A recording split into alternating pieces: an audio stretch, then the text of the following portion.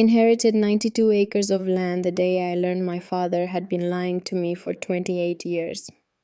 But it wasn't until 3 nights later, standing in an underground room beneath a forgotten water tower in Montana, that I discovered the man I'd buried 6 months ago was still alive, and the sister I never knew existed was working for the man who tried to kill us all. My name is Lydia Brennan, and 6 months before that moment, I stood in a quiet cemetery outside Denver watching my father's casket lowered into frozen ground.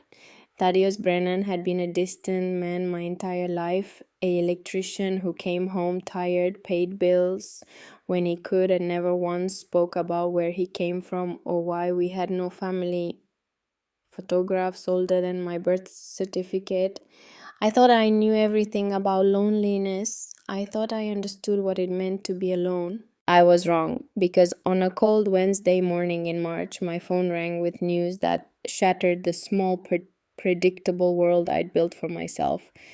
A lawyer I'd never met told me my father, the man who could barely afford our rent, had secretly owned nearly 100 acres of wilderness in Granite Falls, Montana. Land worth close to $1 million. Land he never mentioned, not once. And buried in his will was a single instruction that would lead me into a conspiracy of murder, betrayal, and a truth so dangerous that my father had faked his own death to protect it. But I'm getting ahead of myself. It all started with that phone call. I inherited 92 acres of land the day I learned my father had been lying to me for 28 years. But it wasn't until 3 nights later, standing in an underground room beneath a forgotten water tower in Montana, that I discovered the man I'd buried 6 months ago was still alive, and the sister I never knew existed was working for the man who tried to kill us all. My name is Lydia Brennan, and 6 months before that moment, I stood in a quiet cemetery outside Denver watching my father's casket lowered into frozen ground. Thaddeus Brennan had been a distant man my entire life, an electrician who came home tired, paid bills when he could, and never once spoke about where he came from or why we had no family photographs older than my birth certificate. I thought I knew everything about loneliness. I thought I understood what it meant to be alone. I was wrong, because on a cold Wednesday morning in March, my phone rang with news that shattered the small, predictable world I'd built for myself. A lawyer I'd never met told me my father, the man who could barely afford our rent, had secretly owned nearly 100 acres of wilderness in Granite Falls, Montana, land worth close to $1 million, land he never mentioned, not once. And buried in his will was a single instruction that would lead me into a conspiracy of murder, betrayal, and a truth so dangerous that my father had faked his own death to protect it. But I'm getting ahead of myself. It all started with that phone call. The kitchen in my Denver apartment was cold that morning. March in Colorado has a way of holding on to winter like a grudge, and I sat at my small table staring at a bowl of cereal that had gone soggy 20 minutes earlier. The spoon rested against the rim, untouched. I had been sitting there for over an hour, doing what I'd been doing every morning since the funeral, trying to figure out how to feel about a man I had never really known. Thaddeus Brennan had died of a heart attack on a Tuesday afternoon in September. Alone in his apartment, the landlord found him 3 days later when neighbors complained about the smell. By the time I got the call, the coroner had already taken him away, and all that remained was paperwork and a small envelope of personal effects that didn't tell me anything I didn't already know. My father had been 58 years old. He had worked for the same electrical company for 23 years. He paid his taxes. He kept to himself. And when he died, only 7 people attended his funeral: me, his landlord, 2 co-workers who looked uncomfortable in their suits, Uncle Cal, the priest, and an elderly woman I'd never seen before who left before I could ask her name. 7 people to mark the end of a man's life. I remember standing at the graveside thinking that this was what happened when you spent your whole life running from something. You ended up with nothing to show for it except a cheap casket and a daughter who couldn't cry because she didn't know what she was supposed to be grieving. The phone rang at 9:47 that Wednesday morning, pulling me out of the fog I'd been living in for half a year. The voice on the other end was crisp professional, the kind of voice that belonged to someone who dealt with death as a matter of business rather than emotion. Miss Brennan, this is Harlan Cross. I'm an attorney with Cross and Whitfield LLP, calling from Granite Falls, Montana. I blinked at the phone, trying to place the name of the town, and coming up empty. I'm sorry, I said slowly. I think you have the wrong number. Are you Lydia Anne Brennan, daughter of Thaddeus Michael Brennan? The use of my father's full name made my chest tighten in a way I wasn't prepared for. Hearing it spoken aloud felt like someone had opened a door I'd been trying to keep closed. Yes, I said, that's me. There was a pause on the line, the kind of pause that comes before news that changes everything. Miss Brennan, I'm calling regarding your father's estate. I have some information that may come as a surprise to you. I actually laughed at that. The sound came out sharp and bitter. My father didn't have an estate, Mr. Cross. He had an old Chevy that barely ran and about $600 in a checking account. If you're calling about funeral costs, I already paid them. Miss Brennan, the lawyer, said carefully, your father owned property in Montana, 92 acres of land just outside Granite Falls to be precise, and according to the deed, you are now the sole owner. The cereal bowl slipped from my hand and clattered against the table. Milk spilled across the wood, but I didn't move to clean it. That's not possible, I said. I assure you it's quite real. The property has been in your father's name for approximately 30 years. Taxes have been paid in full every year without fail. And in his last will and testament filed with our firm 18 months ago, he left everything to you. 30 years. My father had owned land in Montana for 30 years and never said a single word about it. Not when we were evicted from our apartment when I was 12. Not when I took out student loans I'd still be paying off when I was 50. Not when he was dying alone in a studio apartment that smelled like old coffee and regret. Why? I asked, my voice barely above a whisper. Why wouldn't he tell me? Harlan Cross cleared his throat and I could hear papers rustling in the background. I'm afraid I can't answer that, Miss Brennan, but there is something else you should know.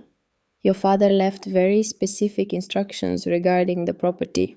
What kind of instructions? The will states that under no circumstances are you to sell the land. It also requests that you visit the property in person and spend 3 nights there before making any decisions about its future. And finally, it indicates that you should read a letter he left for you in the master bedroom of the farmhouse. He specified that you should read it at midnight on the 3rd night. I sat there in my cold kitchen with milk dripping onto the floor, trying to process what I was hearing. My father, the man who could barely string together 3 sentences about his day, had written detailed instructions about land I didn't know existed in a place I'd never been, with requirements that sounded like something out of a mystery novel. Miss Brennan, are you still there? I'm here, I said. I don't understand any of this. I can have all the paperwork couriered to you by tomorrow, Harlan Cross continued.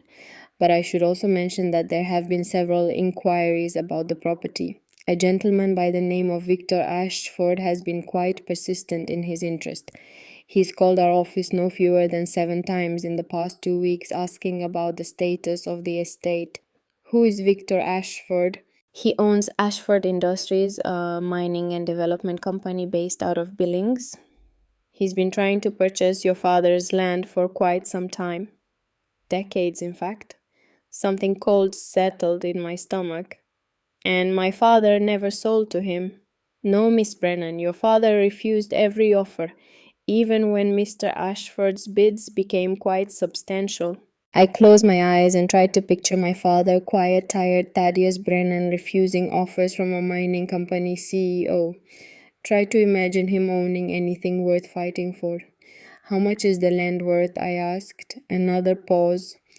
Based on current market values and recent sales in the area, I'd estimate somewhere between $800,000 and $1.2 million. Possibly more depending on what mineral rights surveys might reveal. The number hit me like cold water. I had $2,300 in my checking account and student loan debt that would take me another 15 years to pay off. My father had been sitting on close to $1 million in land and living in an apartment with water stains on the ceiling. None of it made any sense. I'll need some time to think about this, I said. Of course.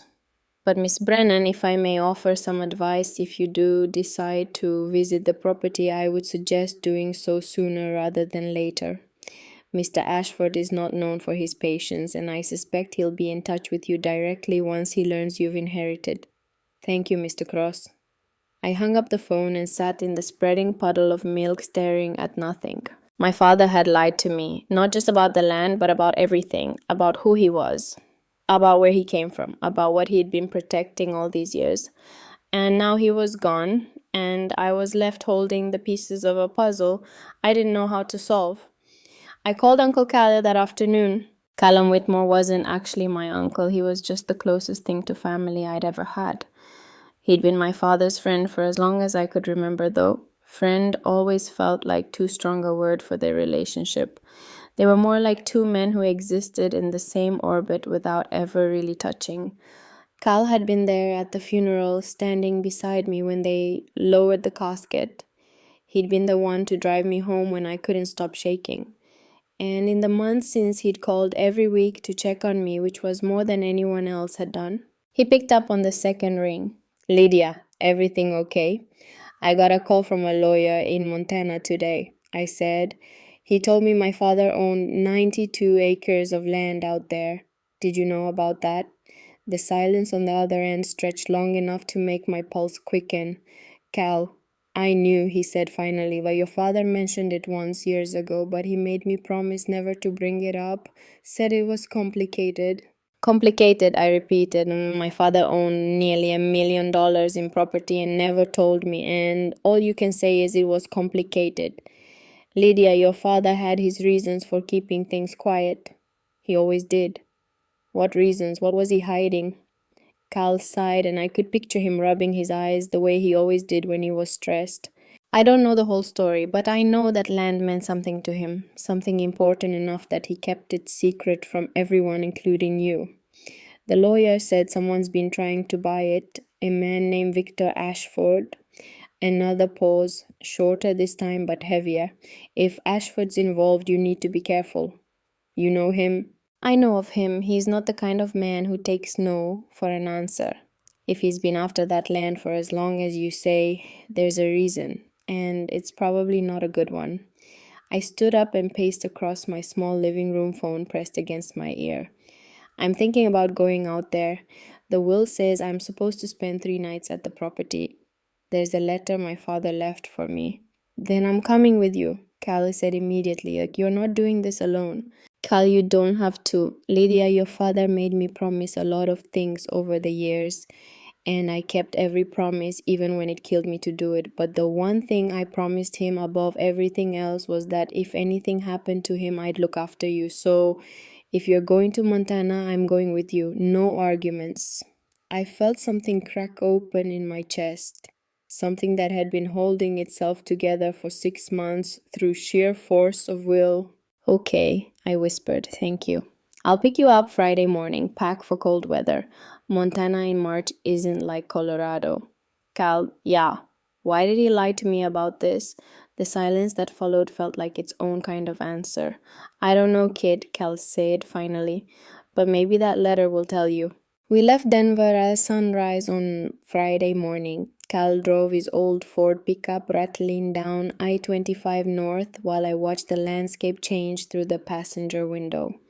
The mountains gave way to high plains, and the plains gave way to emptiness. Mile after mile of nothing but grass and sky, and the occasional cluster of buildings that barely qualified as a town. Carl was 56, built like someone who had spent his life doing physical labor with gray working its way through his dark hair and permanent squint lines around his eyes. He'd worked construction for most of his adult life, and his hands on the steering wheel looked like they'd been shaped by hammers and hard weather. He didn't talk much as we drove, which I appreciated. The silence between us felt comfortable, familiar. We stopped for gas in Casper and ate lunch at a diner that looked like it hadn't changed since 1987. The waitress called us both hon and brought coffee without asking. Cal ordered a burger and I pushed a salad around my plate while trying not to think about what we were driving toward. "You scared?" Cal asked halfway through his meal. I thought about lying, then decided there wasn't much point. Terrified. Of what? Of finding out who my father really was, of learning that everything I thought I knew about him was wrong. Cal nodded, slowly chewing thoughtfully. "You know," he said, "sometimes the people we love have good reasons for keeping secrets. Not always, but sometimes. That's supposed to make me feel better."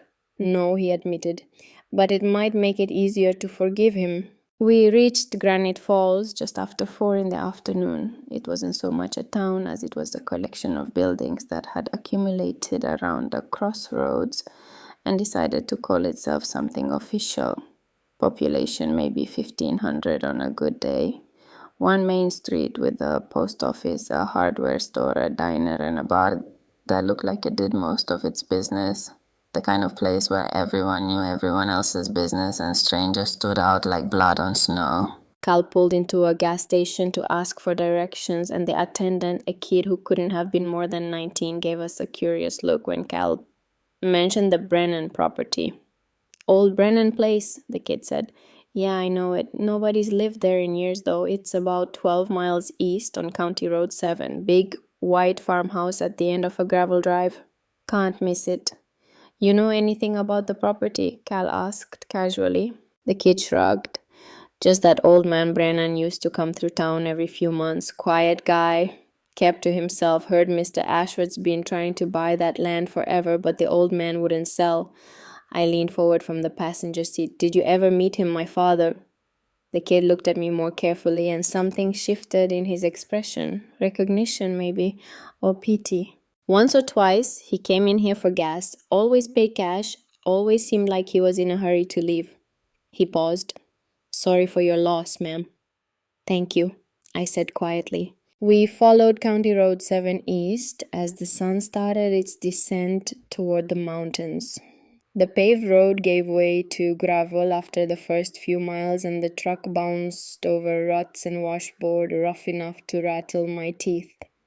On either side, the land opened up into rolling hills covered in brown grass and scattered pine, beautiful in a lonely, abandoned way. Then the farmhouse appeared at the end of a long driveway, and my breath caught in my chest. It was exactly the kind of house you'd see in a painting of rural America. 2 stories, white clapboard siding weathered to gray in places, a wide porch that wrapped around the front, and a peaked roof with shingles that had seen better days. The windows were dark, and the whole structure seemed to sag slightly under its own weight, like it was tired of standing and waiting for someone to come home. Behind the house, I could see the silhouette of an old barn. One side of its roof caved in. Beyond that, the land stretched away toward distant hills, and in the fading light, everything looked vast and empty and impossibly still. Cal pulled the truck to a stop in the circular drive and killed the engine. For a long moment, neither of us moved. "He lived here," I said softly, "and my father actually lived here." "Long time ago, by the look of it," Cal said. I opened the door and stepped out into air that was colder and thinner than Denver. The wind had teeth this far north, and it cut through my jacket like I wasn't wearing one. The only sound was that wind moving through the grass and the distant call of a bird I couldn't identify. I walked toward the house slowly, my boots crunching on gravel that hadn't been disturbed in years. The porch steps creaked under my weight, and when I reached out to touch the railing, my hand came away covered in dust and old paint chips. "Lydia," Cal called from behind me. "We should probably find the key before we go breaking in." I turned back and saw him holding up a small lockbox that had been sitting on the porch swing, half hidden under an old blanket. "Lawyer said he'd leave this here," Cal said. He punched in the code Harlan Cross had given me over the phone and pulled out a heavy iron keyring with at least a dozen keys on it. "Guess your father believed in redundancy." The front door opened with a long groan that sounded almost like a sigh. Inside, the farmhouse smelled like dust and time and something else I couldn't quite name. something faintly familiar that made my throat tighten. The entry hall opened into a living room on the left and a staircase straight ahead. The furniture was covered in white sheets like ghosts, and what little light came through the dirty windows turned everything gray and dreamlike. I walked slowly into the living room and pulled back one of the sheets, revealing a couch that had probably been nice once but was now faded and worn. On the mantel above the fireplace, I found them photographs. My hand shook as I picked up the first frame. It showed a much younger version of my father, maybe 30 years old, standing in front of this very house with his arm around a woman I'd never seen before. She was beautiful in a natural, unassuming way, with long dark hair and a smile that reached her eyes. She looked happy. My father looked happy, and I had no idea who she was. I picked up another photograph. Same woman, this time holding a small child, a girl, maybe 5 or 6 years old, with pigtails and a gap-toothed grin. My father stood beside them, and all three of them were laughing at something beyond the frame. A family. My father had a family. Lydia, Cal's voice came from behind me, uncertain. I turned to face him, holding the photograph out like evidence of a crime. "Who are they?" I asked. My voice sounded strange, even to my own ears. "Who is this woman? Who is this child?" Cal took the frame from my hands and stared at it for a long time. His face went through several expressions I couldn't read before settling on something that looked like resignation. "I don't know," he said quietly. "Your father never told me about this." "He had another family," I said. "Before me. He had a wife and a daughter, and I never knew they existed." I moved along the mantel, picking up frame after frame. More photos of the same people, birthday parties, Christmas mornings, a woman and a child who had lived in this house with my father, who had been part of his life, who had disappeared from history without leaving any trace except these dusty photographs in an abandoned farmhouse. "Why would he hide this?" I asked. "Why would he keep this from me?" Cal set the photo down carefully and put his hand on my shoulder. "I don't know, kid, but that letter your father left, maybe it'll explain." I wanted to scream. I wanted to throw the photographs against the wall and demand answers from a man who was 6 feet underground and couldn't give them to me. Instead, I just stood there in the fading light of a house that used to hold my father's secrets, trying to reconcile the man I thought I knew with the stranger looking back at me from these frozen moments. "I need air," I said. I walked out onto the porch and leaned against the railing, breathing hard. The sun was setting now, painting the Montana sky in shades of orange and red that would have been beautiful if I had any room left in my chest for beauty. All I felt was anger and confusion and a grief that was somehow worse than what I'd felt standing at his grave. Because at his grave I'd been mourning a man I thought I understood. Now I was mourning the fact that I'd never understood him at all. Cal came out a few minutes later and stood beside me in silence. "We should get settled before it gets full dark," he said finally. "I'll bring in the bags. You want to pick out which bedroom you're taking?" "The master," I said. "That's where the letter is supposed to be." "You sure you want to sleep in there?" I turned to look at him. "I'm not here to be comfortable, Cal. I'm here to find out the truth." He nodded. "Fair enough." We spent the next hour unloading the truck and exploring the house by flashlight. The electricity had been shut off years ago, but Cal found a generator in the barn that still worked after some coaxing. By the time full dark fell, we had lights in the kitchen and living room, and the old farmhouse didn't seem quite so much like a tomb. Cal made coffee on a camping stove he'd brought, and we sat at the kitchen table eating sandwiches we'd picked up at the gas station in Granite Falls. The house settled around us with the kind of creaks and groans that old structures make when they remember they exist. "Tomorrow I'll check the property," Cal said. "See what kind of shape the rest of the buildings are in. Maybe figure out what makes this land so valuable that Ashford's been after it for 30 years. "The lawyer mentioned mineral rights," I said, "though maybe there's something underground." "Maybe." Cal took a long drink of coffee. "Or maybe it's just good land and Ashford's the kind of man who can't stand being told no." "You said I needed to be careful around him. Why?" Cal was quiet for a moment, choosing his words. "Victor Ashford is old money in Montana. His family's been here since the mining boom in the 1800s. They own half the mineral rights in 3 counties, and what they don't own, they're usually trying to acquire. He's not used to losing, and from what I've heard, he doesn't lose gracefully. So what does that mean for me? It means that if he shows up here, which I suspect he will, you don't agree to anything without thinking it through, and you definitely don't sign anything without a lawyer present. I wrapped my hands around my coffee mug, trying to absorb its warmth. What if I just sold him the land? I asked. Took whatever he's offering and walked away from all of this? Cal studied me across the table. Is that what you want to do? I don't know what I want, I admitted. A week ago, I had a life. A small life maybe, but it was mine. Now I'm sitting in a house my father kept secret, looking at photographs of people I don't know, waiting to read a letter that's supposed to explain everything. I feel like I'm in someone else's story. You are in someone else's story, Cal said gently. Your father's story, but that doesn't mean you're stuck in it. You can always choose to walk away. Can I, though the will says I can't sell the land? Wills can be contested. If you really wanted to sell, you could probably find a way. I thought about that, about taking Ashford's money and going back to Denver and pretending this place didn't exist. About burying the past as completely as my father had tried to. But even as I imagined it, I knew I wouldn't do it. Because whatever secrets this land held, whatever truth my father had been protecting, I needed to know. I needed to understand why he'd chosen to live the way he did, why he'd kept so much hidden. I needed to know who Thaddeus Brennan really was. I'm staying, I said, at least until I read the letter. After that, we'll see. Cal nodded. Then I'm staying too. We finished our coffee in silence, and eventually Cal said he was going to turn in. He took the bedroom at the end of the hall upstairs, leaving me alone in the kitchen with my thoughts and the settling sounds of an old house, remembering its ghosts. I walked through the first floor one more time, pulling back sheets and opening closets, looking for anything that might tell me more about the people who had lived here. But most of the house had been cleared out. Whatever personal items had existed were long gone.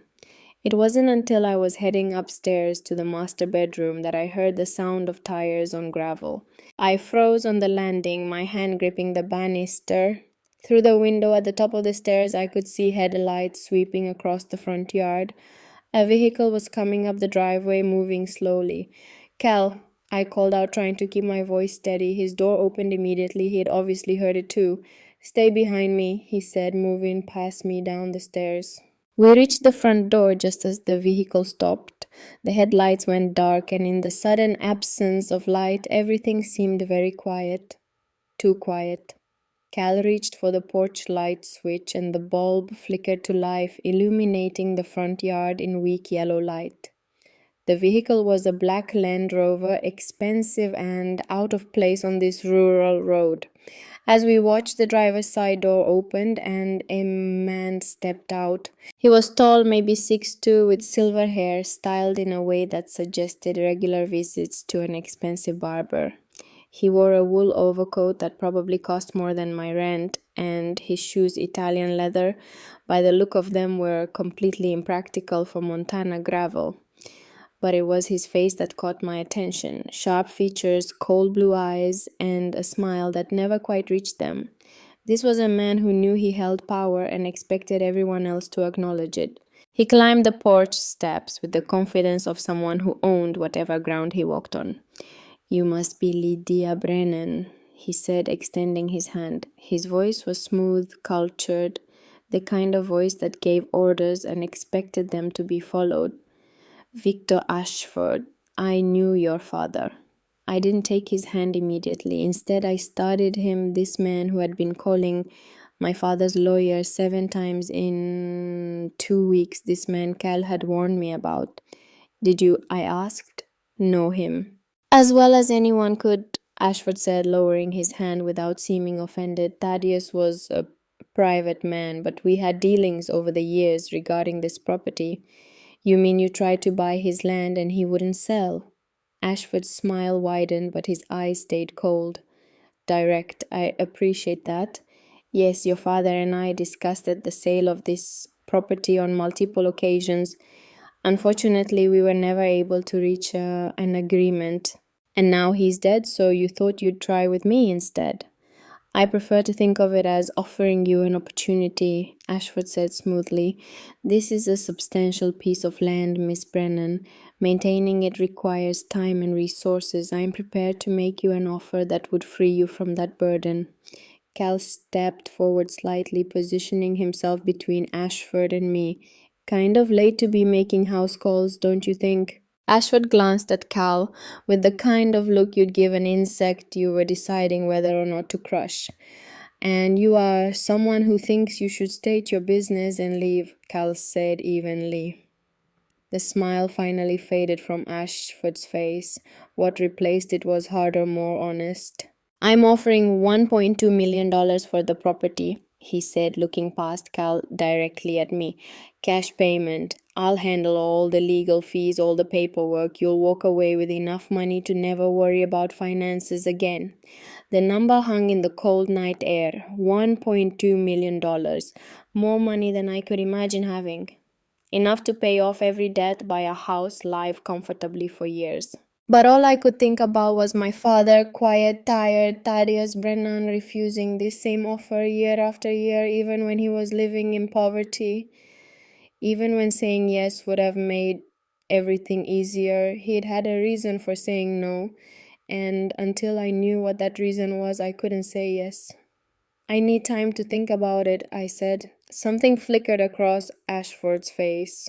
Irritation, maybe, or calculation. Time is a luxury, Miss Brennan. The real estate market is volatile and my offer won't remain on the table indefinitely. I'd hate for you to miss this opportunity. Then I guess I'll have to take that risk, I said. Ashford studied me for a long moment, and I had the uncomfortable feeling that he was seeing something I didn't want him to see, some weakness or vulnerability he could exploit. Your father was a stubborn man, he said finally. It cost him a great deal. I'd hate to see you make the same mistakes. Is that a threat? Cal asked, his voice dropping an octave. It's advice, Ashford said, that cold smile returning. From someone who understands this part of Montana better than you ever will. There are things about this land that your father knew. Things that made him cautious. I suggest you exercise similar caution. He pulled a business card from his coat pocket and held it out. When I didn't immediately take it, he set it on the porch railing. Call me when you've thought it through, but don't wait too long, Miss Brennan. Opportunities like this don't come twice. He walked back to his Land Rover, his expensive shoes crunching on the gravel. The engine started with a purr that sounded obscene in all its silence, and then he was gone, taillights disappearing down the long driveway. Cal and I stood on the porch long after the sound of his vehicle had faded. Well, Cal said finally, that was interesting. He scared me, I admitted. Good, that means you're smart enough to recognize danger when you see it. I picked up Ashford's business card. It was heavy stock embossed, the kind of card that announced its owner's wealth without needing to say anything at all. What did he mean about there being things my father knew? Things that made him cautious? I don't know, Cal said, but I'm starting to think that letter your father left is going to be more important than we realized. We went inside and locked the door. I checked it twice, then went around the first floor checking every window. Cal watched me without comment, and I appreciated that he didn't try to tell me I was overreacting. When I finally climbed the stairs to the master bedroom, my legs felt heavy and my mind felt overfull. The room was larger than I had expected, with a 4-poster bed and a dresser that looked like it had been there since the house was built. The sheets covering the furniture were yellowed with age, and dust motes drifted through the weak light from my flashlight. I pulled back the sheet on the bed and found a quilt that had probably been beautiful once. The mattress beneath looked old but intact. I sat down on it carefully, springs creaking under my weight, and looked around the room where my father had once slept, where he'd lived with a woman I didn't know and a child I'd never heard of. The floor was old pine, uneven in places. I walked across it slowly, looking for anything unusual, a place where my father might have hidden something important. It wasn't until I'd made 2 complete circuits of the room that I noticed it. a section of floorboard near the window that sat slightly higher than the others. The wood was scratched around the edges like it had been pried up before. My heart started beating faster. I knelt down and worked my fingers under the edge of the board. It came up easily, revealing a hollow space beneath, and inside that space was a metal box roughly the size of a shoebox wrapped in oilcloth to protect it from moisture. I lifted it out carefully and set it on the bed. My hands were shaking as I unwrapped the cloth and opened the lid. Inside was exactly what Harlan Cross had described. A letter sealed in an envelope with my name written across the front in my father's handwriting. But there were other things too. A brass key, old and heavy, a folded map of the property with markings I didn't understand, and a small photograph I hadn't seen downstairs, my father with the same woman and child, but younger, happier, a family that had existed before everything fell apart. I picked up the envelope and turned it over in my hands. According to my father's instructions, I wasn't supposed to open this until midnight on the third night. But sitting here in this cold bedroom with Ashford's threats still echoing in my head, I wanted answers now. Still, some part of me hesitated. Some part of me that still believed my father must have had reasons for his instructions. That if he'd wanted me to wait, there was a purpose to the waiting. I set the envelope back in the box and placed the box on the nightstand beside the bed. 2 more nights, I told myself. I could wait 2 more nights. I changed into sleeping clothes and slid under the old quilt, too tired to care that the pillow smelled like dust. Outside, the wind picked up, rattling the windows and making the house groan. And somewhere in the darkness, I heard an owl calling, its voice lonely and ancient. I closed my eyes and tried not to think about the photograph of my father's other family. Tried not to think about Victor Ashford's cold smile. Tried not to think about what the letter in that metal box might say. But sleep, when it finally came, was full of dreams I couldn't quite remember and voices calling names I didn't recognize. And somewhere in those dreams, my father's voice whispered a warning I couldn't quite hear. I woke to the sound of something moving outside my window. For a moment, I lay frozen under the quilt, my heart hammering against my ribs while I tried to convince myself it was just the wind or an animal. But the sound came again, deliberate, careful. Footsteps on gravel, the bedside clock read 3:17 in the morning. I slid out of bed as quietly as I could and moved to the window, staying to the side where I wouldn't be visible from outside. The moon was nearly full, casting everything in silver and shadow. At first I saw nothing, then movement near the barn caught my eye. A figure dark against the pale grass, walking slowly toward the old structure. Too large to be an animal, too purposeful to be a trick of the light. Someone was on the property. I grabbed my phone and moved quickly into the hallway. Cal's door was already open and he emerged at the same moment, fully dressed. Despite the hour, he'd heard it too. "Stay here," he whispered. "Not a chance." He looked like he wanted to argue, then nodded once. We moved down the stairs together, careful to avoid the steps that creaked. Cal had a flashlight in one hand and something else I couldn't quite see in the other. When we reached the bottom, I realized it was a tire iron from his truck. The front door was still locked. We moved through the kitchen to the back entrance, and Cal eased it open with practiced silence. The cold night air hit my face like a slap, but I barely felt it. All my attention was focused on the barn, where the figure had disappeared. We crossed the yard in a low crouch, using the shadows as cover. Up close, the barn looked even more decrepit than I thought, one wall sagging inward, gaps in the siding wide enough to see through. The door hung open about a foot, just enough for someone to slip inside. Cal held up his hand, signaling me to wait. He moved to the door and peered through the gap.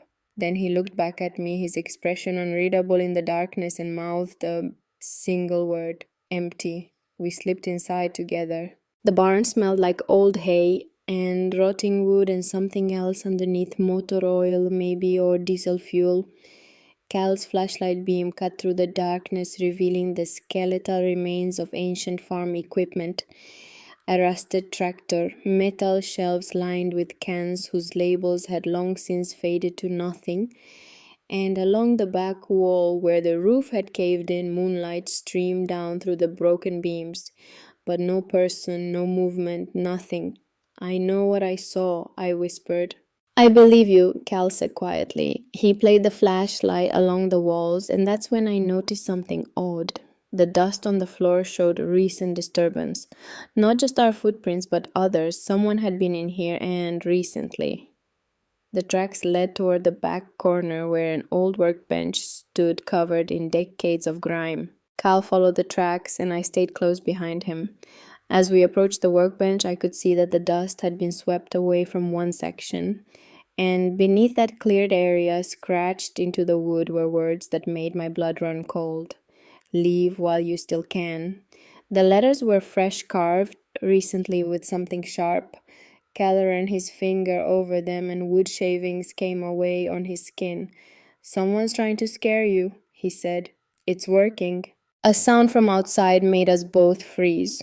Footsteps again, but faster this time, running. Cal moved toward the door, but by the time we made it outside, whoever had been there was gone. I could hear the distant sound of an engine starting up somewhere beyond the tree line that bordered the eastern edge of the property. We stood in the moonlit yard, breathing hard while the sound of the vehicle faded into the night. "Ashford," I said. "Maybe. Or someone working for him." Cal turned back toward the house, his jaw tight. "We should get inside and lock everything. I'll keep watch for the rest of the night." "Cal, this is insane. Someone just threatened us. We should call the police." "And tell them what? That someone wrote a message on a workbench that you saw, a figure you can't identify. Lydia, we are strangers here. Ashford owns half the county. You think the local sheriff is going to take our side over his?" I wanted to argue, but I knew he was right. We were outsiders in a place where Victor Ashford clearly had power and influence. A carved threat in an old barn wouldn't be enough to get anyone arrested. "Then what do we do?" I asked. "We stay alert. We don't go anywhere alone. And tomorrow we figure out what's on this land that makes it worth threatening people over." We went back inside, and Cal made coffee, neither of us pretending we'd sleep again that night. We sat at the kitchen table as the sky slowly lightened from black to gray, not saying much, just being present in case something else happened. But nothing did. And somehow that was worse, the waiting, the not knowing if or when someone might come back. When dawn finally broke, pale and cold, I felt like I'd aged years in a single night. Cal went outside after sunrise to check the property in full daylight. I watched him from the kitchen window as he walked the perimeter, examining the ground for tire tracks or any other evidence of our nighttime visitor. He spent a long time near the tree line where we'd heard the vehicle drive away, then came back shaking his head. "Ground's too hard," he said. "Can't get any clear tracks." But whoever it was knew the property well enough to navigate it in the dark. That suggests local knowledge. "What about the barn? Did you find anything else?" "Just the message. But I noticed something interesting. That workbench is sitting over a section of floor that sounds hollow when you step on it." I set down my coffee cup. "Hollow, like there's something under it." "Or like there's a space beneath the barn. Could be an old root cellar. Could be something else. Want to take a look?" We returned to the barn in full daylight, and it looked somehow less threatening with the sun streaming through the gaps in the walls. The message on the workbench still sent a chill down my spine, but I forced myself to focus on what Cal was showing me. He stamped his foot on the floor near the workbench, and I heard it a hollow echo that suggested empty space below. We moved the workbench, which took considerable effort despite its apparent age, and found exactly what Cal had suspected. A trapdoor hidden under years of dirt and grime. It took both of us working together to pry it open. The hinges shrieked in protest, and when we finally got it up, we were looking down into darkness. But not complete darkness. I could make out the beginning of a ladder, metal rungs bolted into what looked like concrete walls. "This isn't a root cellar," I said softly. The Cal agreed, like, "It's not." He grabbed his flashlight and started down the ladder before I could stop him. I listened to his boots hitting each rung with a metallic clang, counting them automatically. 15 rungs before I heard him reach bottom. "Cal," I called down, "what do you see?" His answer came back hollow and strange, distorted by whatever space he was in. You need to see this yourself. I climbed down carefully, my hands gripping each cold rung. The air grew cooler as I descended, and I could smell earth and concrete and something else, something almost antiseptic, like cleaning chemicals. When I reached the bottom, Cal's flashlight showed me something I hadn't expected. We were standing in a tunnel. Not a natural cave or a hastily dug passage, but an actual constructed tunnel with concrete walls, support beams, and even electrical wiring running along the ceiling. It extended in both directions, disappearing into darkness beyond the reach of Cal's flashlight. "What is this?" I whispered, though I wasn't sure why I was whispering. "I don't know, but someone built this. Recently, too, by the look of it. This concrete can be more than 10 or 15 years old." I ran my hand along the wall. It was smooth professional work, not something done by amateurs or in a hurry. "Which way do we go?" Cal shone his light in both directions, considering. "That way leads toward the house," he said, pointing left. "The other way goes deeper into the property, toward the hills." "Let's try toward the house first," I said. "If there's an entrance we don't know about, I want to find it." We walked slowly through the tunnel, our footsteps echoing strangely. The passage was tall enough to stand upright and wide enough for two people to walk side by side. Every 20 feet or so, a support beam crossed it overhead, and the electrical wiring continued along the ceiling like a spine.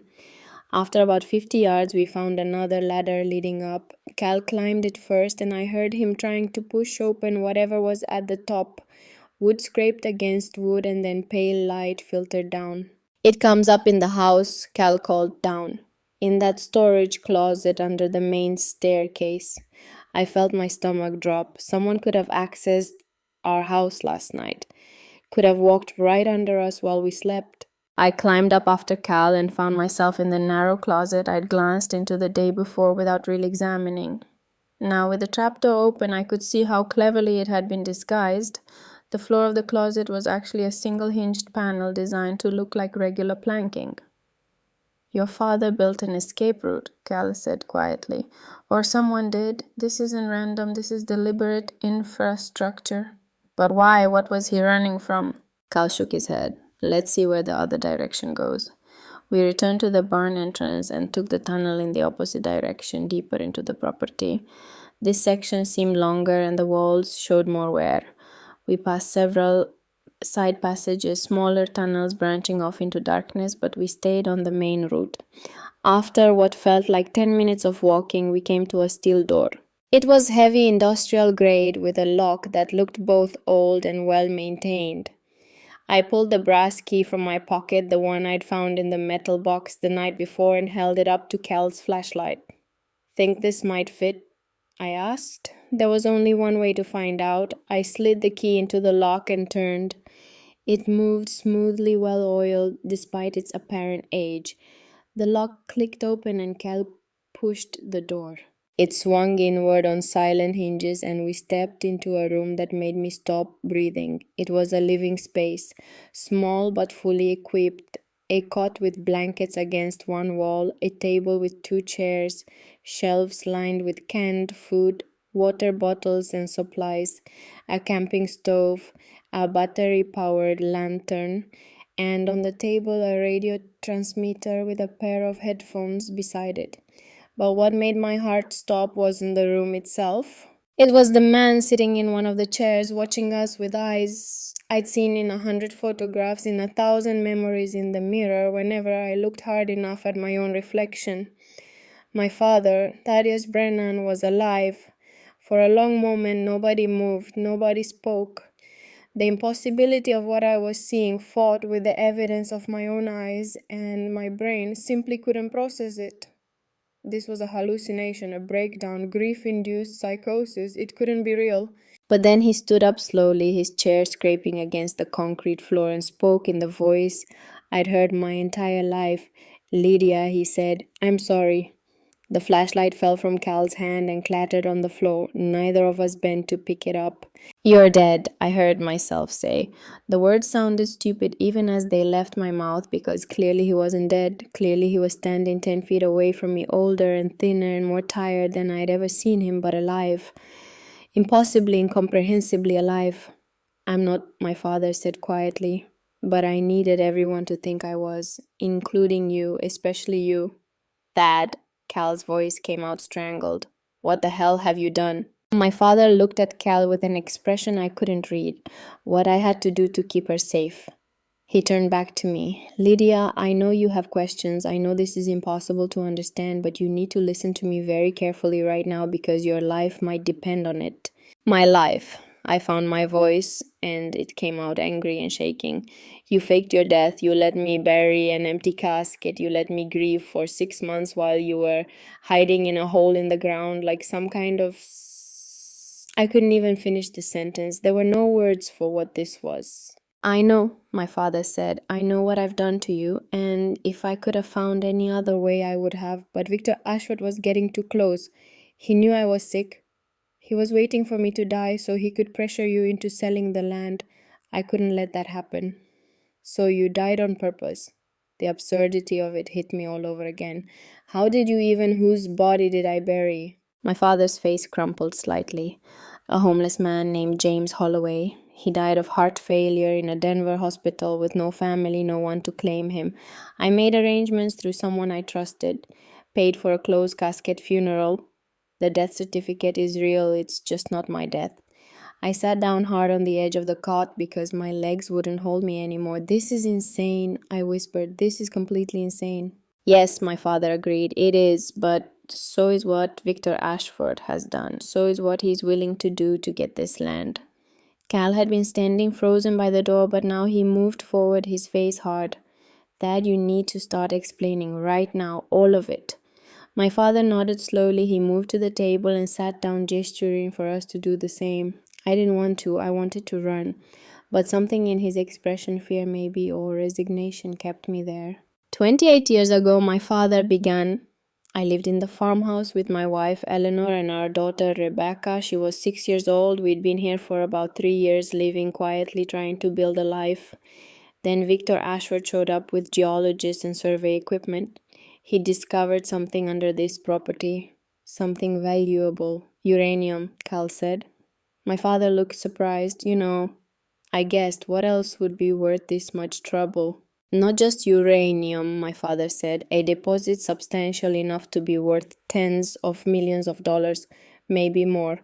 And according to the mineral rights laws in Montana, whoever owns the surface land owns what's underneath unless the rights have been explicitly severed. My rights had never been severed, which meant you owned one of the most valuable uranium deposits in the state." I finished. "Yes, and Ashford knew it. He made me an offer. A good offer, honestly, but I didn't want to sell. This was our home.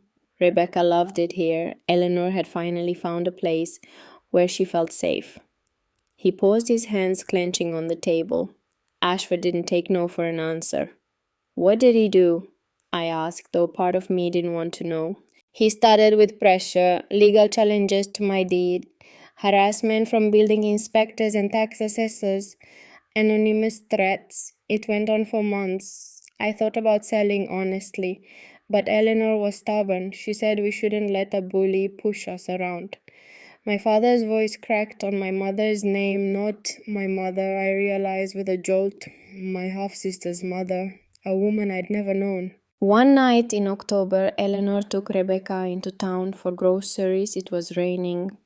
The roads were slick. Their car went off the highway on a curve that Eleanor had driven 100 times before. It rolled 3 times before hitting a tree. The room was absolutely silent except for my father's breathing. Eleanor died instantly. Rebecca was in critical condition, and when the police investigated, they found that the brake lines on our car had been cut. "Jesus," Callow whispered. "They ruled it an accident," my father continued. "Brake lines corrode, they said. Old car mountain roads, bad weather. But I knew Ashford had done it, and I knew if I stayed, if I fought him, he'd come after Rebecca again, so I did the only thing I could think of. I disappeared. With Rebecca? I asked.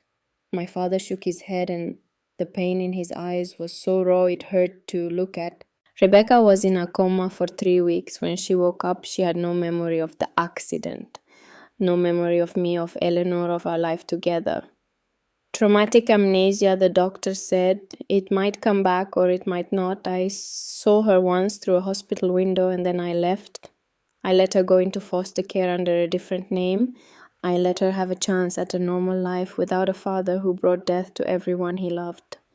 Thad, Cal said softly, that wasn't your fault. Wasn't it? My father looked up at him with hollow eyes. I'm the one who said no to Ashford. I'm the one who put my pride over my family's safety. Eleanor died because of that choice. Rebecca lost everything because of it. Where is she now? I asked. Rebecca, is she? She's alive, my father said. And 3 years ago, her memory came back. She tracked me down through old property records and private investigators. By then, I'd moved to Cleveland, remarried, had you. I thought I'd escaped my past. But Rebecca found me, and she told me she wanted to finish what I'd started. She wanted to bring Ashford down.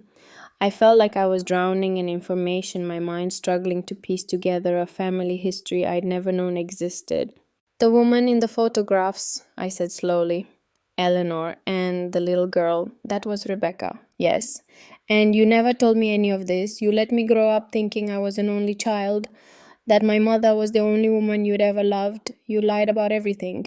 To protect you, my father said desperately. Lydia, I've spent 30 years looking over my shoulder, waiting for Ashford to figure out where I was, who I'd become. If you'd known about this place, about the land, about what happened to Eleanor and Rebecca, you would have been in danger. I couldn't risk that. So you faked your death instead, I said bitterly. That's so much better. It was the only way to force your hand, my father said. I needed you to come here. I needed you to see this place to understand what's at stake.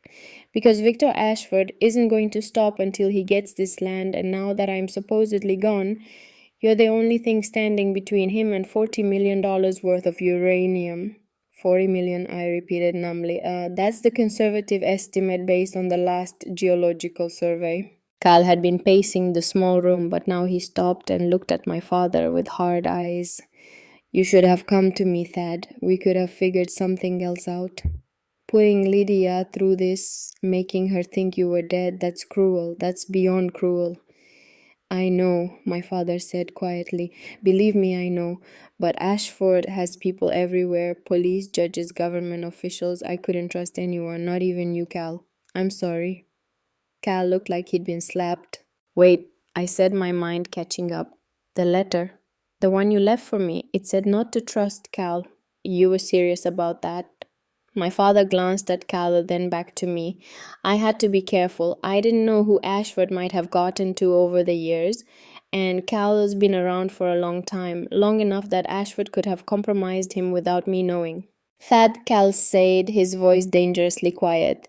I've been your friend for 30 years. I was there when Eleanor died. I helped you disappear. I've kept your secrets and watched over your daughter. And you thought I might betray you. I couldn't afford to be wrong, my father said, not with Lydia's life at stake. The tension in the small room was suffocating. I stood up because I couldn't sit anymore, couldn't be still with all of this roiling inside me. So what now? I asked. I'm here. I found you. I know about the uranium and Ashford and all of it. What am I supposed to do with this information? You're supposed to help me finish what Rebecca and I started, my father said. We've been gathering evidence for 3 years, proof that Ashford killed Eleanor, proof that he's bribed officials and falsified reports and murdered at least 2 other landowners who wouldn't sell to him. Rebecca's been working inside his organization, copying files, recording conversations. We're close, Lydia. We're so close to having enough to bring him down, but we need your help. My help? I'm an accountant. I do tax returns and audit reports. I don't do whatever this is. You own this land, my father said. That makes you the target. And if Ashford thinks you're just a grieving daughter who doesn't know what she has, he'll make his move. He'll try to pressure you or threaten you or make you an offer you can't refuse. And when he does, we'll be ready to catch him. You want me to be bait? I said slowly. I want you to be strong, my father said, like the way Eleanor was, the way Rebecca is. Ashford thinks women are easy to manipulate. He's wrong, and we're going to prove it. I looked at this man who was my father and also somehow a stranger, this man who had built a life on lies and fake deaths and hidden tunnels, who had let me grieve for him while he sat in this underground room planning his revenge. I need time, I said. I need to think about all of this. We don't have much time, my father said. Ashford's already approached you. It's only going to escalate from here. Then it escalates, I snapped. But I'm not making any decisions right now. I can't. This is too much. I turned toward the door and Cal followed without a word. My father called after me. Lydia, please. I know I've hurt you, but I did it all to protect you. Everything I've done has been to keep you safe. I stopped at the threshold and looked back at him. You know what would have kept me safe, I said.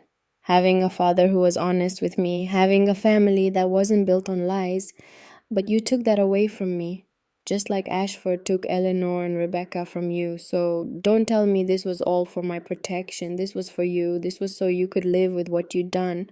I didn't wait for his response. I climbed the ladder back into the tunnel, Cal right behind me, and we didn't speak until we were back in the barn, back in the daylight, back in a world that at least pretended to make sense. Cal closed the trap door and we stood there breathing hard, neither of us quite able to process what we'd just experienced. Your father's alive, Cal said finally. Apparently. And he's been living under the barn for 6 months. Apparently. And he wants you to help him trap a murderer. That seems to be the plan, I said. Cal ran his hand through his hair. This is insane, Lydia. All of it. We should go to the police right now. And tell them what? That my supposedly dead father is actually alive and hiding in a secret room, that a wealthy businessman murdered someone 28 years ago and we have no proof. But Cal, my father is right about one thing. Ashford owns this county. Going to the local police would be like walking into his office and announcing our plans. So what do we do? I looked toward the house where I knew the letter was still waiting in the master bedroom. The letter I wasn't supposed to read until midnight on the third night.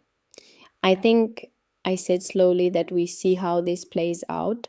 My father said he and Rebecca have been gathering evidence. Let's find out what they have. And then we decide whether we're part of this or whether we're walking away. Can we walk away? Cal asked. You heard him. Ashford's not going to stop.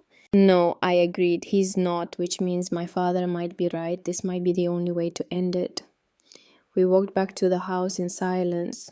My mind was spinning with everything I'd learned. I had a sister I'd never met, a mother I'd never known, a father who'd faked his death and built a secret life underground. And somewhere in all of this was Victor Ashford, rich, powerful, and willing to kill to get what he wanted. As we reached the porch, I heard the sound of a vehicle coming up the driveway. Cal and I both tensed, but when the truck came into view, I recognized it from yesterday. The lawyer, Harlan Cross, he parked near the house and climbed out carrying a briefcase. Up close, he looked tired, older than his voice had suggested on the phone. Miss Brennan, he said, I hope I'm not intruding. I tried to call, but got no answer. Cell service is spotty out here, I said. Is something wrong?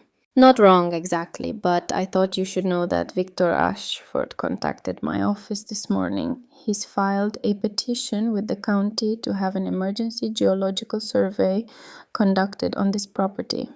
Claims there's a risk of ground instability that could affect neighboring lands. That's ridiculous, Cal said. Of course it is, Harlan agreed, but it's also legal. If the county approves his petition, which they very well might, given his influence, you'll be required to allow surveyors onto your property. And once they're here, they'll find the uranium deposit, I finished, or confirm what Ashford already knows is here. Exactly. And once it's on the official record, the pressure to sell will become immense.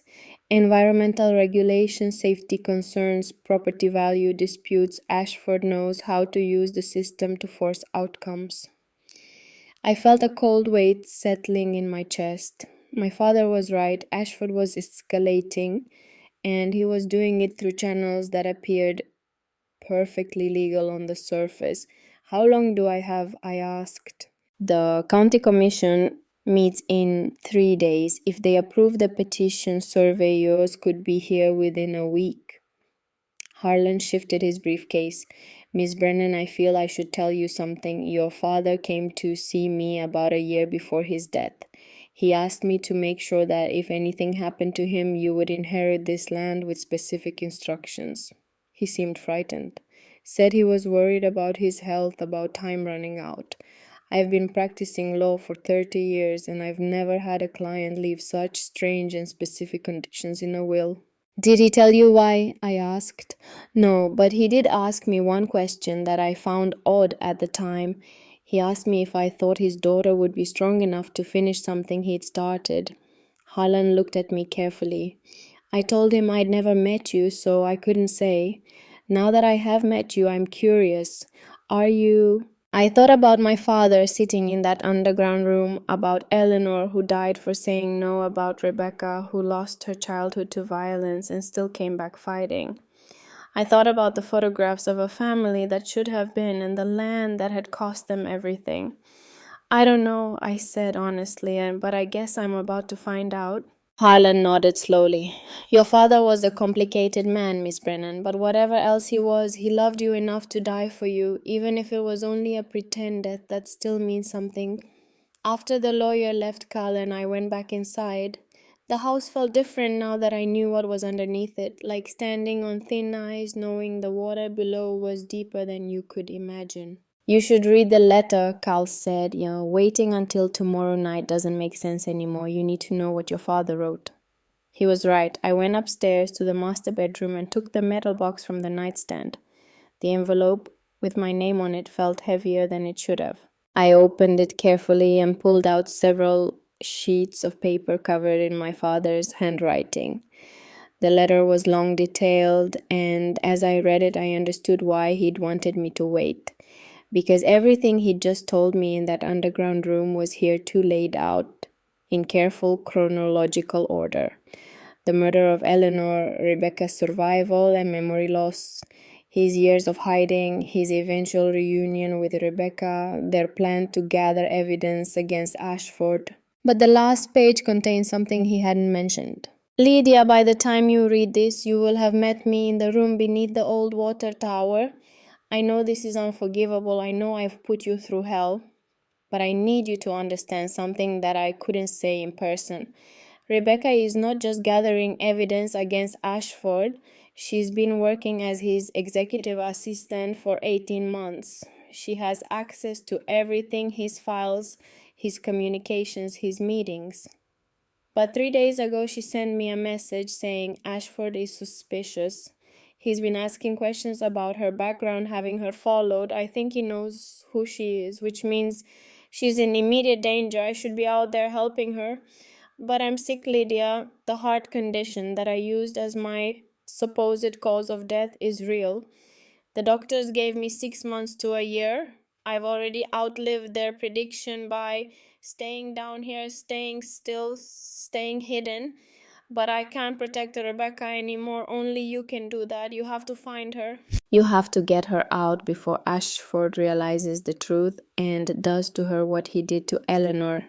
Her real name is Rebecca Brennan, but she's using the identity Jennifer Cole. She works at Ashford Industries headquarters in Billings.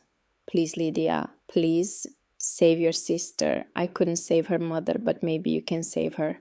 I love you. I'm sorry for everything, Dad. My hands were shaking so hard I almost dropped the letter. Rebecca was in danger. Right now. And my father couldn't help her because he was dying, actually dying this time, not fake, dying in a hole in the ground. I ran downstairs, letter in hand, and found Cal in the kitchen. We have to go to Billings, I said. Right now, my sister's in trouble. Cal read the letter quickly, his face getting harder with each line. "This changes everything," he said. "If Ashford knows who she is, then we're already too late," I finished, "unless we leave now." We grabbed our coats and were heading for the door when I heard it. The sound I'd been dreading since last night, footsteps on the porch, but not one set of feet, multiple, and then a voice loud and authoritative that made my blood run cold. "Lydia Brennan, this is Sheriff Tom Hodges. I have a warrant to search these premises. Open the door, please." Cal and I looked at each other. Through the window, I could see not just the sheriff, but 4 deputies. And behind them, watching from his black Land Rover, was Victor Ashford. He'd made his move, and we were trapped. I opened the door before they could break it down. Sheriff Tom Hodges stood on my porch like he owned it, a thick man in his late 50s with a weathered face and eyes that had seen too much and cared too little. He held up a folded document that I assumed was the warrant, though he didn't seem particularly interested in whether I actually read it. "Miss Brennan," he said, his voice carrying the flat authority of someone used to being obeyed, "we've received reports of suspicious activity on this property, possible trespassing, vandalism. I'm going to need you and your friend to step outside while my deputies conduct a search." Suspicious activity. I kept my voice steady despite the adrenaline flooding my system. "Sheriff, someone broke into our barn last night and carved threats into the furniture. That's the suspicious activity, but I don't recall calling you about it." Something flickered across Hodges' face, surprise maybe that I wasn't immediately rolling over. "That's so, well, now I'm here and we can investigate that too. But right now I need you to comply with this warrant." Behind him, Victor Ashford climbed out of his Land Rover. He stayed back, letting the sheriff do his work, but his presence was a message. This was his doing, his power. Cal moved closer to me, his voice low. "Lydia, they're going to find the tunnel." He was right. If the deputies searched the barn and found the trapdoor, they'd discover the passage. They'd find my father, and then everything would unravel in ways I couldn't predict or control. "Sheriff," I said, buying time, "I'd like to see that warrant. I have a right to know what you're searching for and on what grounds." Hodges sighed like I was being difficult, but he handed over the document. I scanned it quickly. The language was vague. Possible illegal excavation, environmental hazards, unauthorized construction, all things that could apply to my father's tunnel system if anyone knew to look for it. Which meant someone had told them. Either they'd seen something or Ashford had found a way to get information about the property that I didn't know about yet. "This warrant is dated today," I said. "That's awfully fast paperwork for a Sunday morning." "Judge Martin is efficient," Hodges said flatly. "Now, are you going to cooperate, or do I need to have you removed from the premises while we work?"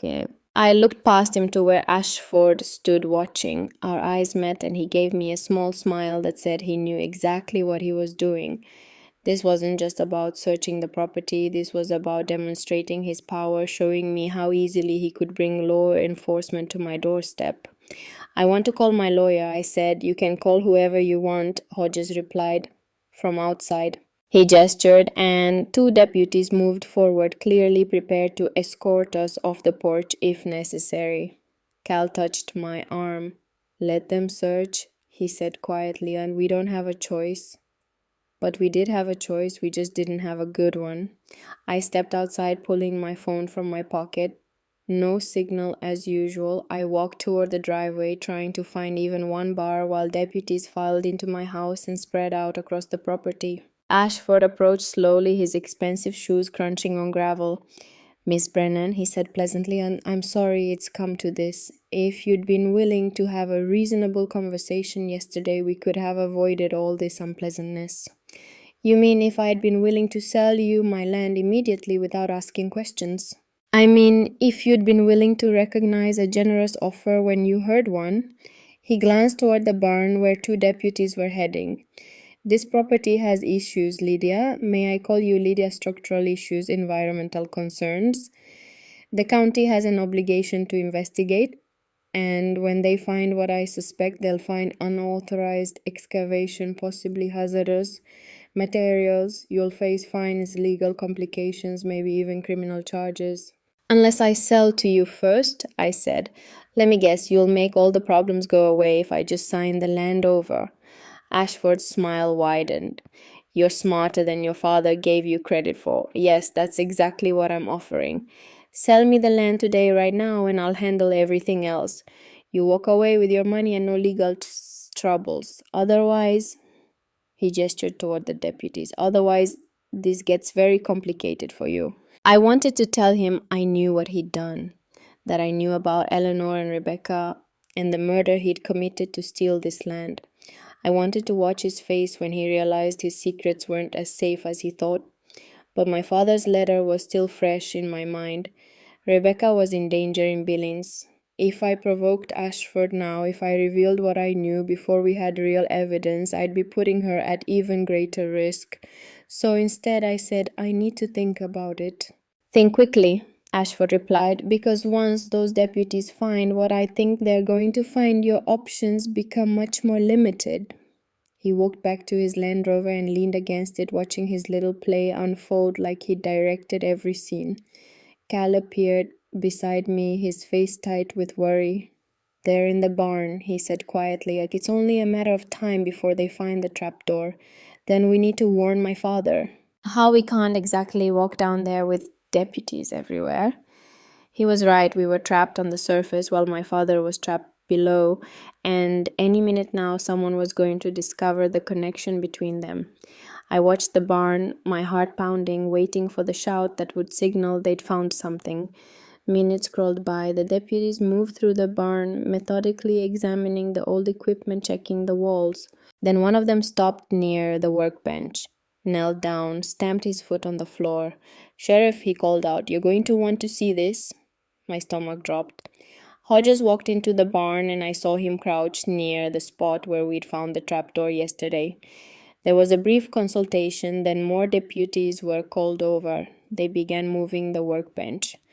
We have to do something, I said to Cal. Like what, they have a warrant? They're doing everything legally. Legally, I repeated bitterly. Ashford murdered a woman and tried to kill a child, but sure, he's following all the proper legal channels now. A deputy emerged from the barn and spoke to the sheriff. I couldn't hear what was said, but Hodges' posture changed. He became more alert, more interested. He walked quickly toward us. Miss Brennan, were you aware there's a tunnel system beneath your barn? Tunnel system? I tried to sound surprised. What kind of tunnel? The kind that suggests illegal excavation and possible mining activity. I'm going to need you to explain what you know about this. I just inherited this property 3 days ago, Sheriff. I don't know anything about tunnels. My father never mentioned them. Your father, who's been dead for 6 months. Yes. Hodges studied me carefully, trying to determine if I was lying. Behind him, Ashford had straightened up, his attention focused entirely on the barn now. We're going to need to explore those tunnels, Hodges said. See where they go, what's down there. If there's illegal mining activity happening, that's a serious federal offense. Then I suppose you should explore them, I said, my voice steadier than I felt. I have nothing to hide. It was a calculated risk. If they found my father, I could claim I didn't know he was there, that he'd been hiding without my knowledge. It wouldn't be much of a defense, but it was better than nothing. Hodges nodded and returned to the barn. I saw him organizing his deputies, preparing to send them underground. This was it. In minutes, they'd find the tunnel system, follow it to the hidden room, and discover Thaddeus Brennan very much alive. And then everything would fall apart. Cal grabbed my arm. Lydia, look. He was pointing toward the road. Another vehicle was approaching, moving fast. Not a police car or a county vehicle. A silver sedan that kicked up dust as it took the driveway too quickly. The car skidded to a stop near Ashford's Land Rover and a woman jumped out. She was in her mid-30s, dark-haired, with a scar running down her left cheek that caught the morning light. She wore business clothes that looked expensive and out of place on this rural property. And as she strode toward the barn with the kind of purposeful fury that made people step aside, I knew exactly who she was. Rebecca. My sister had arrived. She didn't look at me as she passed. Her attention was fixed entirely on Victor Ashford. and the expression on her face was pure rage barely contained. "Mr. Ashford," she said, her voice carrying across the yard, "I need to speak with you, now." Ashford looked genuinely surprised for the first time since he had arrived.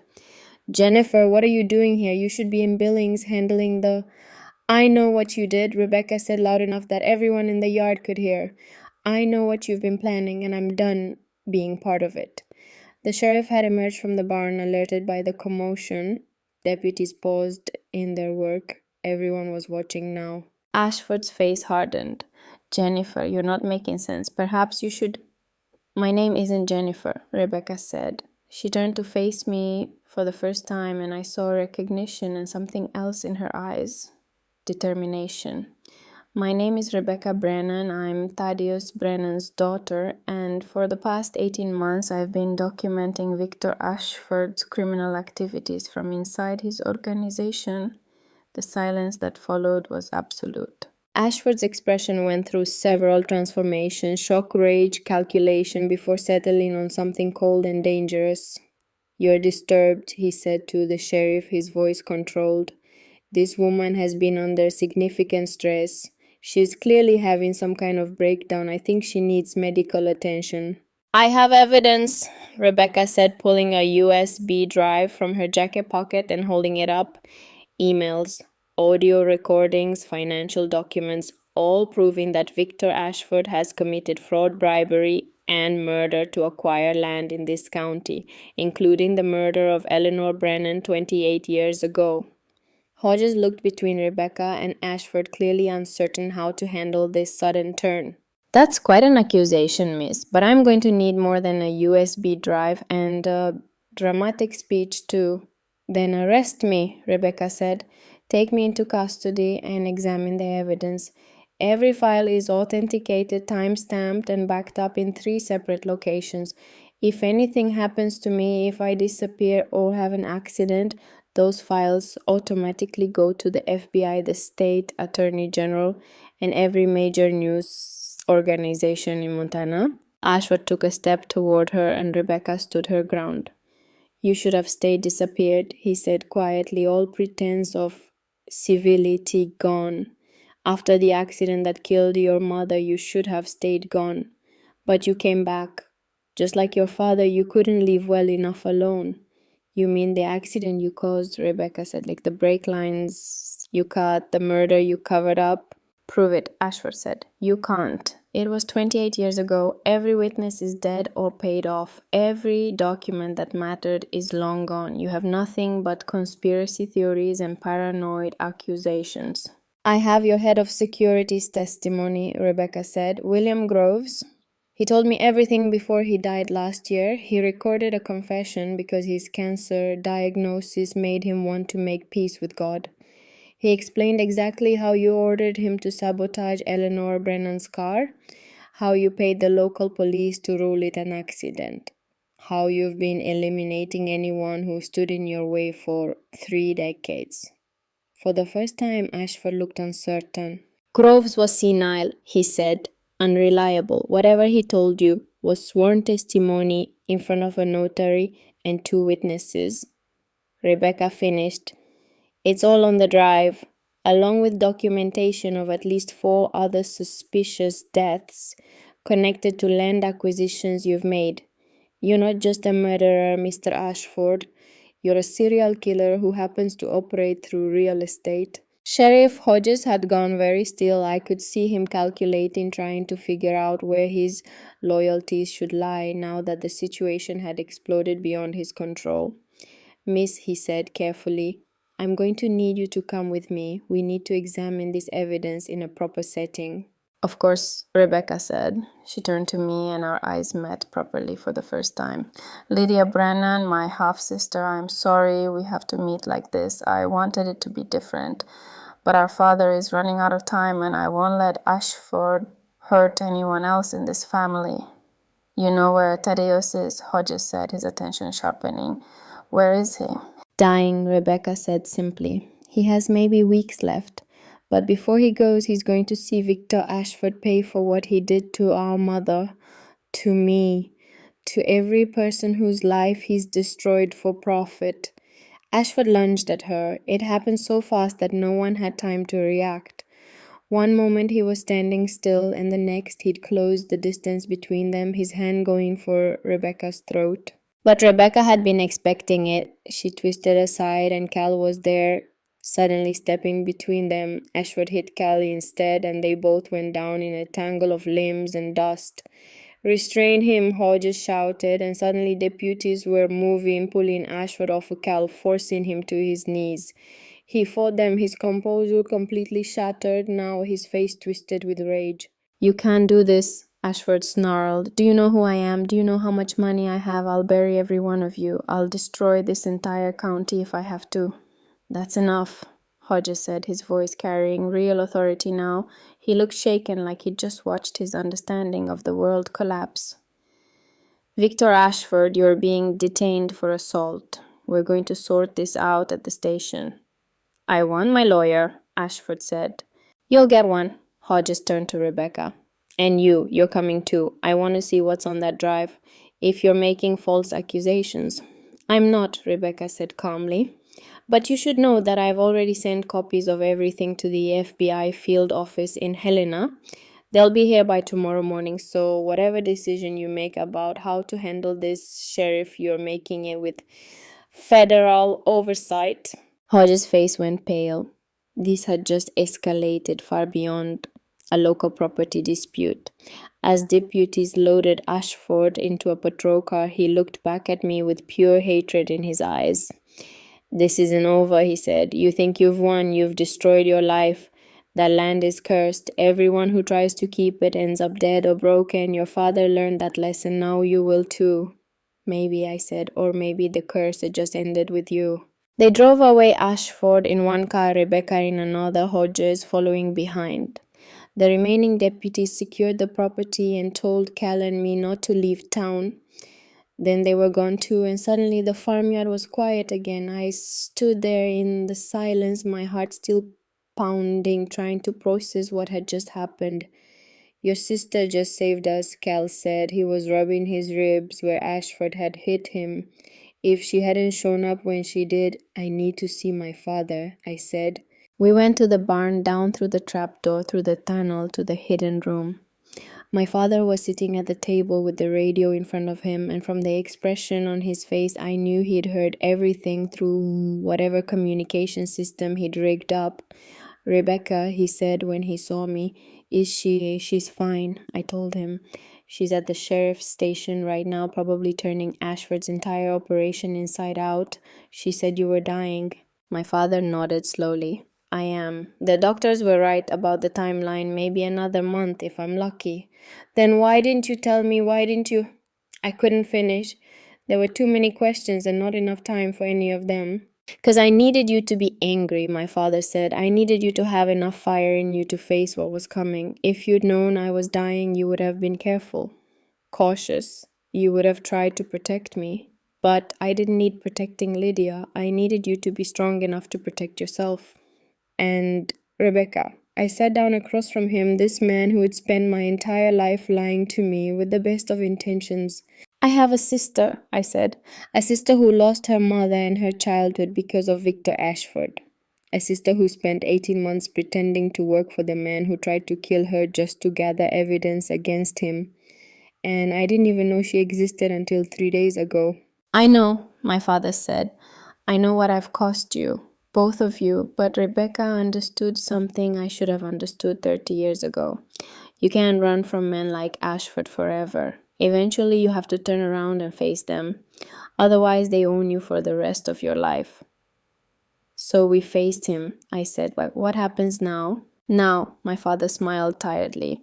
"Now the law does what it should have done 28 years ago. Rebecca's evidence is thorough. She spent 18 months documenting everything, every bribe, every threat, every illegal deal.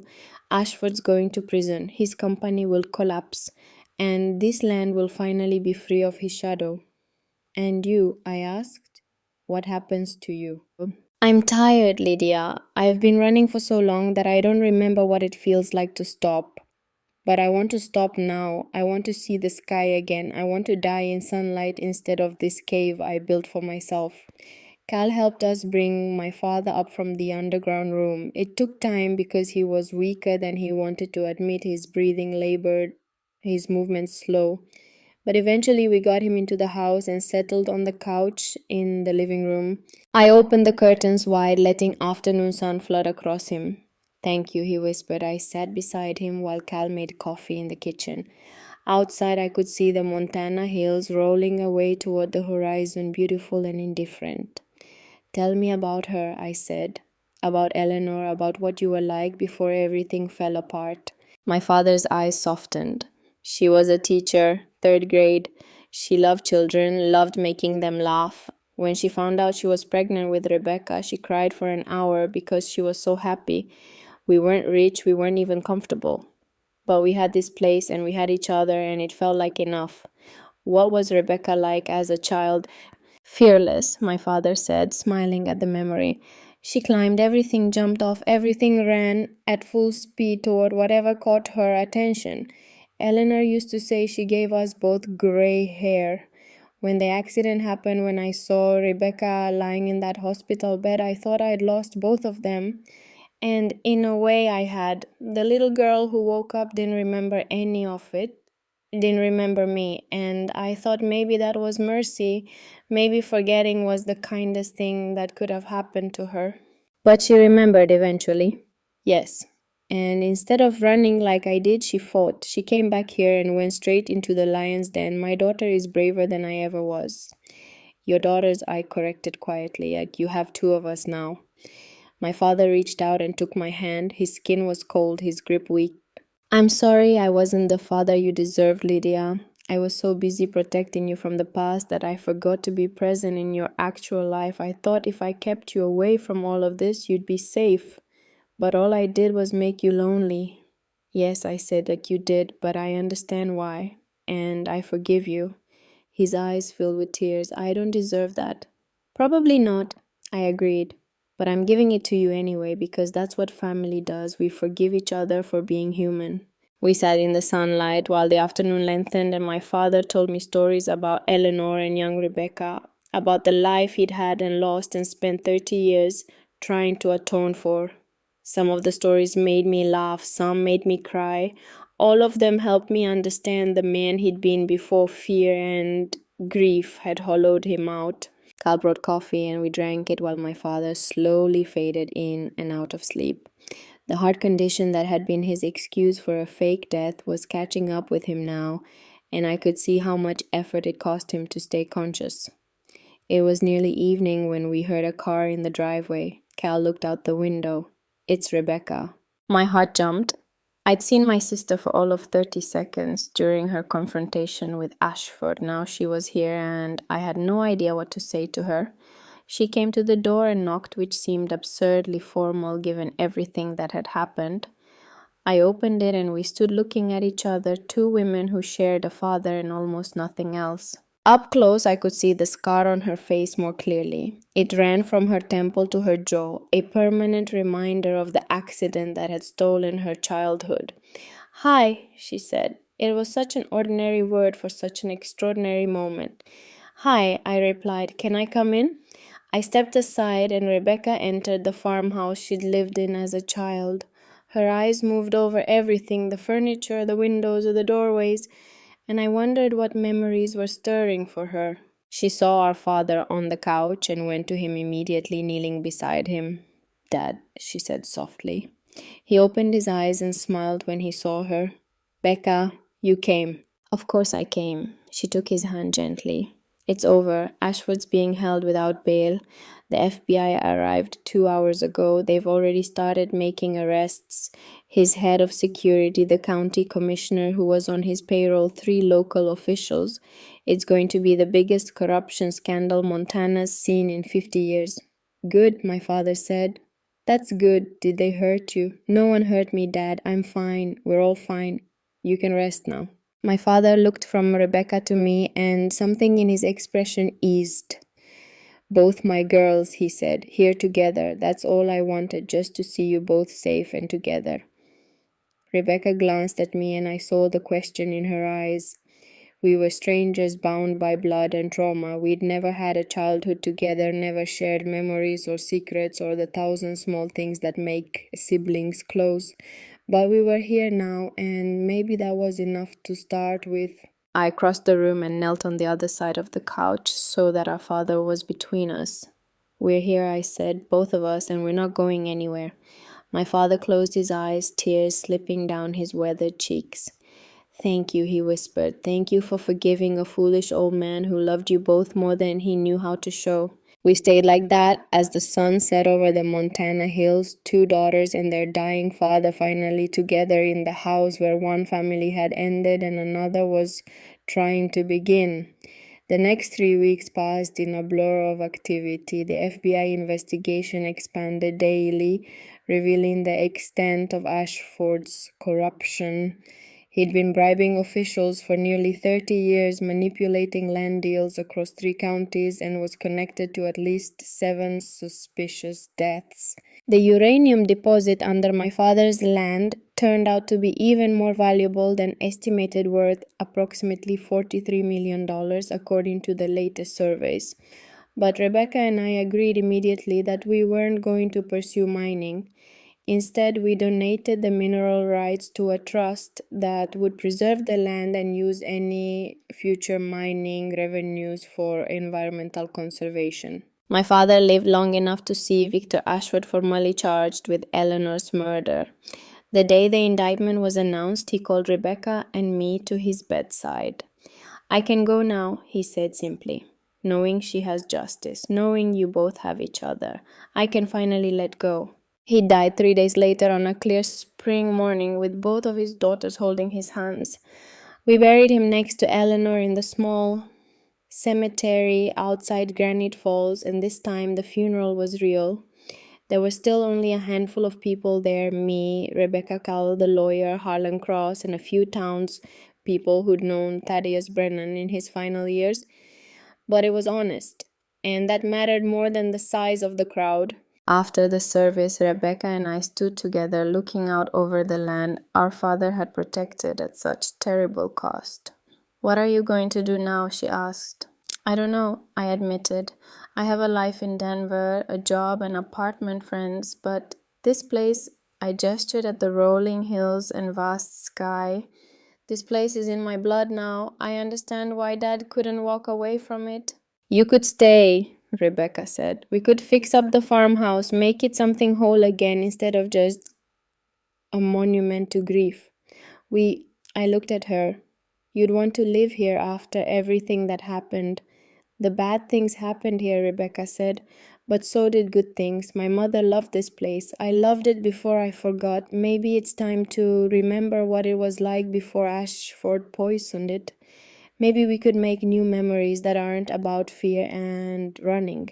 I thought about my small apartment in Denver, my quiet life, doing other people's taxes, the careful way I'd constructed a world with no risks and no surprises. And I thought about standing on this land with my sister, building something new from the wreckage of our father's secrets. Yes, I said, and let's stay, let's make this place ours. Not Dad's, not Eleanor's, ours. Rebecca smiled a real smile that reached her eyes and made the scar on her face seem less like damage and more like a map of survival. Sisters, she said, holding out her hand. I took it. Sisters. Cal approached from where he'd been standing, respectfully distant. You two planning to stay? He asked. We are, I said. Think you could help us fix this place up? We'll pay you, obviously. Manager rates for the property. Cal looked at the farmhouse, then back at us. I think I could do that, he said. Your father would be happy knowing you're both here, knowing you're not running anymore. Over the following months, we worked on the farmhouse. We repaired the roof, fixed the sagging porch, painted the weathered siding. We filled it with furniture that wasn't covered in sheets and memories that weren't steeped in tragedy. Rebecca taught me about her years working undercover in Ashford's organization. I taught her about the quiet life she'd missed growing up without a family. We learned each other, slowly discovering the ways we were similar and the ways we were different, building a relationship that had no template or guidebook. The trial happened in the fall. Victor Ashford was convicted on multiple counts, including murder, conspiracy, fraud, and bribery. He was sentenced to life in prison without possibility of parole. His company collapsed, its assets seized and distributed to his victims' families. On the day of the sentencing, Rebecca and I sat in the courtroom and watched him being led away in chains. He looked old, suddenly diminished, without his wealth and power. Just a man who'd let greed consume everything decent in him. As we left the courthouse, a reporter stopped us. Miss Brennan, she called. How does it feel to know that justice has finally been served? Rebecca and I looked at each other. We discussed this, prepared for it. Justice isn't just about punishment, I said. It's about truth, about making sure that what happened to our family, to our mother, is finally acknowledged. Victor Ashford stole 30 years of our lives, but he didn't win because we're still here. We're still fighting, and we're going to make sure that the land he killed for becomes something good, something that honors the people he destroyed. That winter, Rebecca and I stood on the porch of our rebuilt farmhouse watching snow fall across the Montana hills. The uranium remained underground untouched. The tunnels my father had built were sealed and forgotten. The barn had been torn down and replaced with a workshop where Rebecca was learning carpentry and I was attempting to paint. We turned the hidden room where my father had lived out his final months into a memorial photographs of Eleanor and young Rebecca, of my father in better times, of the family that had existed before violence tore it apart. We went down there sometimes separately or together to remember, but mostly we lived above ground now, in the light, in the present. Cal had taken an apartment in Granite Falls but spent most days at the farm helping us with projects and teaching us how to maintain a property this size. He'd become something like the uncle I'd always thought he was, but now the relationship was real, built on truth instead of my father's carefully constructed lies. One evening, as we sat around the dinner table, Rebecca, Cal, and me, I realized something that made me smile.